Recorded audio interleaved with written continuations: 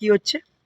নমস্কার। আজকে খঞ্চি গুণধর আদর্শ বিদ্যাপীঠের ৭৭তম প্রতিষ্ঠা দিবস উদযাপিত হবে।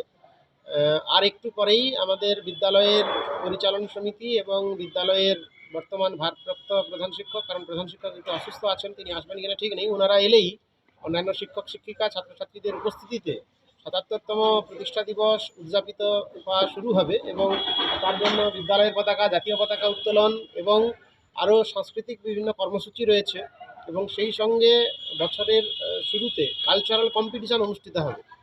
কালচারাল কম্পিটিশনের মধ্যে নৃত্য, সঙ্গীত, আবৃত্তি এবং অন্যান্য প্রতিযোগিতা রয়েছে এবং কুইজ প্রতিযোগিতা রয়েছে, ইন্টার ক্লাস কুইজ কন্টেস্ট। এবং এই প্রতিযোগিতাগুলোর মধ্য দিয়েও ছাত্রছাত্রীরা যেমন এই প্রতিষ্ঠা দিবসকে উদযাপনে অংশগ্রহণ করবে, ঠিক তেমনিভাবে তাদের সাংস্কৃতিক প্রতিভাকে তারা বিকশিত করবে। কারণ খঞ্চি গুণধর আদর্শ বিদ্যাপীঠ এই স্বাধীনতার পীঠস্থান, এই খঞ্চি গ্রামের একটি উল্লেখযোগ্য প্রতিষ্ঠান, যার পথ চলা শুরু হয়েছিল 1948 সালের 16ই জানুয়ারি। আর তাই 16ই জানুয়ারি আমাদের কাছে খঞ্চি বা খঞ্চি স্কুলের সঙ্গে যারা জড়িত তাদের কাছে একটা আলাদা থ্রিল এবং ভাইব্রেশন আনে।